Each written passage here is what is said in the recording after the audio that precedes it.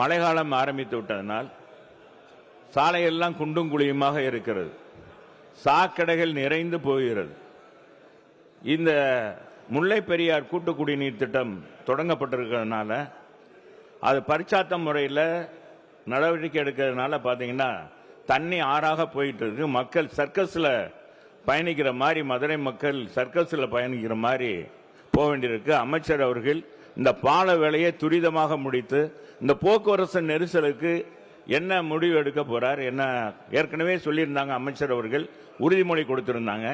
எப்ப அந்த பால வேலை முடியும், எப்ப மதுரை மக்களுக்கு விடிவு காலம் கிடைக்கும் என்பதை மாண்புமிகு பேரவைத் தலைவர் வாயிலாக மாண்புமிகு அமைச்சர் அவர்களை கேட்டு அமைகிறேன். மாண்புமிகு அமைச்சர் அவர்கள். மாண்புமிகு பேரவைத் தலைவர்களே, ஏற்கனவே 10 ஆண்டு காலமாக விடிவு காலம் இல்லாததைத்தான் விடிவு காலம் உருவாக்க வேண்டும் என்பதற்காக தமிழ்நாட்டு முதலமைச்சர் மதுரைக்கு முக்கியத்துவம் தந்திருக்கிறார். ஏன்னா நம்முடைய அன்பு சகோதரர் நம்முடைய செல்லூர் ராஜா அவர்கள் அமைச்சராக இருந்தவர், நகரப்பகுதியை சார்ந்தவர். இன்னும் சொல்ல போன முறை போகிற பொழுது அவர் வீட்டுக்கே போனோன்னு அவர் வீட்டுக்கே போனேன். அப்புறம் போனால் அவர் எங்கேயோ பங்களா கட்டின்னு எங்கேயோ ஃபார்ம் ஹவுஸில் இருக்கிறாருன்னு சொல்லிட்டாங்க. ஏன்னா அந்த கோரிப்பேரம் பாளையத்தை பொறுத்தளவுக்கு எனக்கு வீட்டுக்கு போகிறது வர்றதுக்கு சங்கடமாக இருக்குதுன்னு என்கிட்ட தொலைபேசியில் சொன்னார். ஒரு அமைச்சராக இருந்தவராச்சே, சங்கடப்படக்கூடாது, அது போகிறதுக்கு என்ன வழி பண்ணலான்றதுக்கு நான் போனேன். கால நேரத்தில் வாக்கிங் டைம்லேயே நானும் நம்முடைய மூர்த்தி அமைச்சரும் தளபதி 3 பேரும் தான் போனோம். அங்கே போய் பார்த்துட்டு வந்தோம். இப்போ இந்த பாலம் என்பது நீண்ட நாள் 100 ஆண்டு காலமாக கேட்டது. அங்கே பல பிரச்சனைகள், அடகுறங்கிறது, ஆற்றுல இறங்குற பொழுது மண்டகப்படி இருக்கிறது, அங்கே பாலம் கட்ட முடியாதுன்ற ஒரு பகுதி. இன்னொன்று நாம் வணக்கத்திற்குரிய நம்ம வணங்குகிற தேவர் திருமகனுடைய சிலை ஒரு பகுதி, அதுக்கு ஒரு குழு.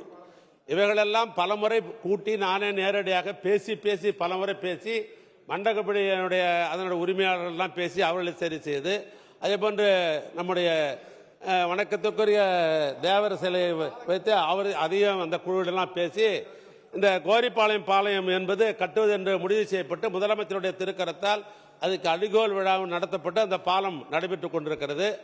இப்போ எப்பொழுதும் சில நேரங்கள் நாம் திட்டமிடுகிறோம். ஆனால் திட்டமிடுகிற பொழுது அது சில நேரங்களில் அது முறையாக 90% நடக்கும்.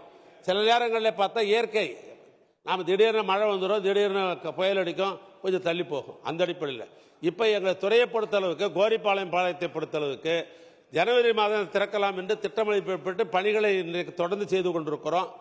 அது நீங்கள் நினைக்கிற மாதிரி உங்களுக்கும் நல்ல எண்ணம் இருந்தாக்கா அந்த ஜனவரி மாதம் திறக்கிறதுக்கு ஒரு வாய்ப்பு இருக்கிறது ஒன்று. இன்னொன்று என்ன நெரிசல் பகுதி என்று எடுத்துக்கொண்டோம் என்று சொன்னால் அப்பல்லோ மருத்துவமனை பாலம். அந்த அப்பல்லோ மருத்துவமனை பாலம் என்பது இந்த நவம்பர் மாதமே திறக்கலாம் என்று முடிவு செய்து திட்டமிடப்பட்டு இந்த பணிகள் நடைபெற்றுக் கொண்டிருக்கிறது. எனவே இந்த 2 பாலங்களும் இந்த கட்டி முடித்த உடனே, அதுவும் இன்னும் சொல்ல போனால் மேற்கு பகுதியில் அந்த தொகுதியில் இன்னொரு பாலமும் அதுவும் கட்டி கொண்டு போய் கொண்டிருக்கிறோம்.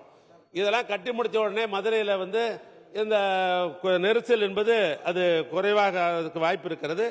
அதே போன்று வைகை வடகரை பாத்திமா கல்லூரி முதல் புறவழிச்சாலை ஒன்று டிசம்பர் மாதம் இணைப்பு சாலையை திறப்பதற்கு வேண்டிய ஏற்பாடு அதையும் செய்திருக்கிறோம். வைகரை வடகரையில் இருந்து சாக்குக்குடி முதல் பூவத்தி சாலை வரை நிலையெடுப்பு பணிகள் நடைபெற்றுக் கொண்டிருக்கிறது. அது முடிஞ்ச உடனே ஏதெல்லாம் பட்டியலிடுறேன்னு சொன்னாக்கா, இதுக்கு இந்த மதுரைக்கு விடிவு காலம் பெற வேண்டும் என்பதற்காக முதலமைச்சர் இத்தனை கோடி ரூபாய் பணத்தை ஒதுக்கி இத்தனை பணிகள் நடைபெறுகிறது. குறிப்பிட்ட நேரத்தில் திறக்கப்படும். மாண்புமிகு இல்ல, என் அனுமதி இல்லாம பேசக்கூடாது. அழகா பதில் வாங்கியிருக்கே, உட்காருங்க. ட்ரெண்ட ஃப்ரெண்ட் ஆக்கிக்கோங்க. தந்தி டிவியின் சப்ஸ்கிரைபர்ஸ் அண்ட் ஃபாலோவர்ஸ் குடும்பத்துல நீங்களும் இணையுங்க.